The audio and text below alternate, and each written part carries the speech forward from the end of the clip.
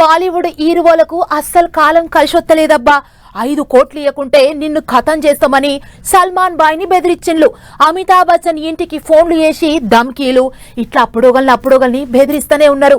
వాళ్ళు కేసులు పెడితే పోలీసులు విచారణలు చేస్తూనే ఉన్నారు. కానీ ఈ నడుమ సైఫ్ అలీ ఖాన్ బాయ్ని ఏకంగా కత్తితోని ఒడిచిండో బద్మాష్ గాడు. అయితే గట్ల ఒడిచినోన్ని పోలీసులు దొరకబట్టిందట. గాని ముఖం మనం కూడా చూసొద్దాం పాండ్లి. హిందీ హీరో సైఫ్ అలీ ఖాన్ ను కత్తితోని ఓడిచినోని దొరకబట్టిరోళ్ళు ముంబై పోలీసులు. ఇగో గీడే నాటగా ఖాన్ బాయ్ ని ఓడిచింది. పేరు మహమ్మద్ ఇస్లాం షెహజాద్. దొరకబట్టి ఇక ఆళ్ల తరీకలాలు అరుచుకునేటాళ్లకు ఆడే అంత గక్కిండాట. మొదట ఎందుకు పోడవలసి వచ్చింది, వాళ్ళ ఇంటికి ఎందుకు పోయిండు, ఎట్ట పోయిండు అనేది ముచ్చట్లేం చెప్తలేరు గాని ఆడైతే ఇక్కడోడుగా ఆడాట. బంగ్లాదేశ్ కేంచి వచ్చిండు అనేది అక్కడి పోలీసులు అంటున్న ముచ్చట. ఇగట పట్టుకొని కేసులు రాసిరు. ఈ నెల 24వ తారీఖు దానిక పోలీసుల కస్టడీలో పెట్టుకొని వివరాలన్నీ కూపీలవుతాడట. విచారణ అంతొడిచినాక ఇక అసలు ముచ్చట్లు చెప్తారు కావచ్చేమో.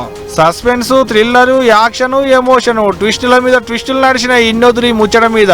అంతకంటే ముందుగా ఒకడు దొరికిండు. పోలీసులు దొరకబట్టిరు. ఆడే ఖాన్ బాయ్ ని ఓడిచింది అనేటిదంతా ప్రచారం నడిచింది గాని అదంతా ఉట్టి ముచ్చటేనట. ఇగో గీడేనట ఖాన్ బాయ్ ని ఓడిచింది. అర్ధరాత్రి గోడ దూకి ఇంట్లోకి వస్తుంటే ఇంట్లో పని చేసేటామె చూసి మొత్తుకుంటే సప్పుడు కులేసిన ఖాన్ బాయ్ అడ్డం తిరిగేటాళ్లకు కత్తితోని ఓడిచిండు బద్మాష్ గాడు. మరి గంత పెద్ద హీరోను ఓడిచి ఎట్ట తప్పించుకుందాం అనుకున్నాడా? అసలు వాళ్ళ ఇంట్లోకి ఎట్లా పోయిండు, ఎందుకు పోయిండు, ఏం పని మీద పోయిండు, పోతే పోయిండు కానీ అసలు కత్తితో ఎందుకు పొడవాల్సి వచ్చింది అనేటి ముచ్చట్లన్నీ విచారణ చేసినాక పోలీసులు బయట పెడతాడట ముచ్చట్లన్నీ.